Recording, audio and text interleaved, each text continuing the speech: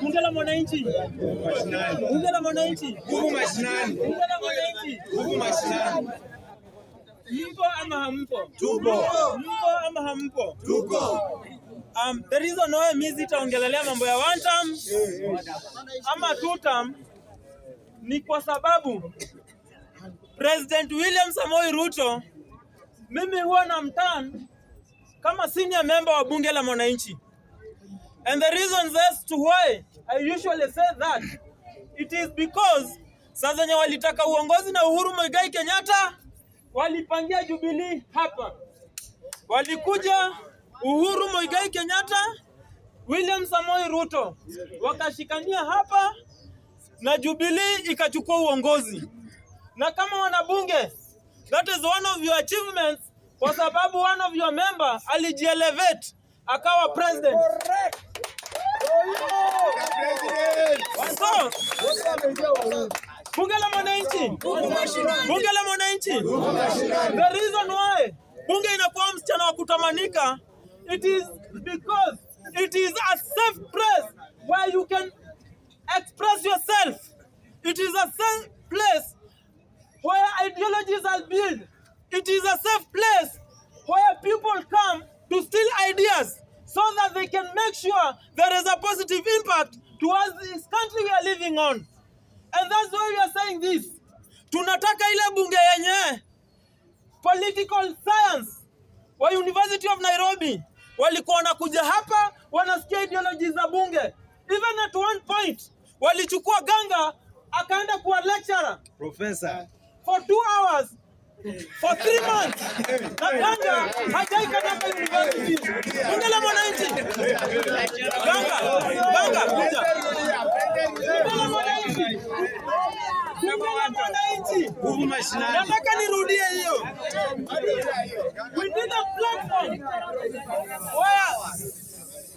We need a platform where other students, where University of Nairobi wanakuja hapa kusikiza ideologies.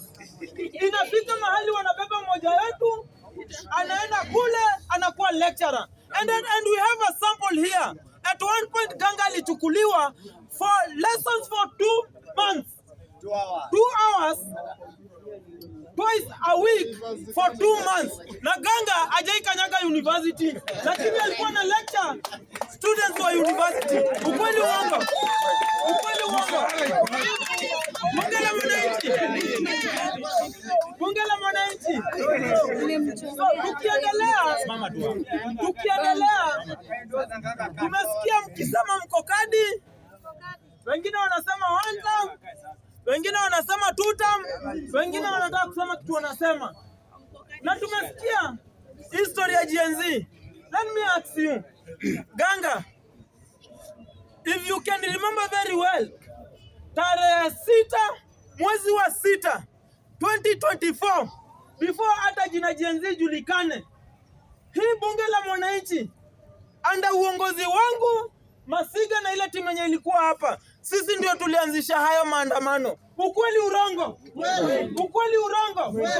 Na press ya kwanza tulifanyanga pale around saa 3 ya usiku, tukisema ile finance bill yenye ipo saa hizi hatuitaki kwa sababu ni ya kufinyilia wananchi wa kawaida. Na tukasema sisi kama wanabunge tutapeleka finance bill yetu pale parliament waitekeleze. Na mimi mwenyewe nikawaambia tunawapatia 7 days watekeleze finance bill ya mwananchi wa kawaida. Failure to which itabidi tumeonana nao umundu. 7 days later tukarudi kwa barabara. After another 7 days maandamano ikaanza kupika.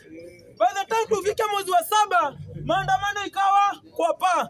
And that's when sasa Gen Z walikuja kupiga mapicha wakisema struggle ni yao. But your struggle ilianza wapi? Sababu nipigia makofi kwa sababu your struggle ilianza the whole world. But it is in history. It is well known. The struggle started here. And that's why sasa Nyamasiga ameongea mambo ya Muigabism. It is very important to us. Kila time tunaongeanga mambo ya accountability. And that's why I'm here today. Juzi tumeona elections za Kotu. Kotu is the only office yenye tunayo Kenya, yenye iko na mtu mmoja mwenye ako na 100 years na mwenye atakangi accountability.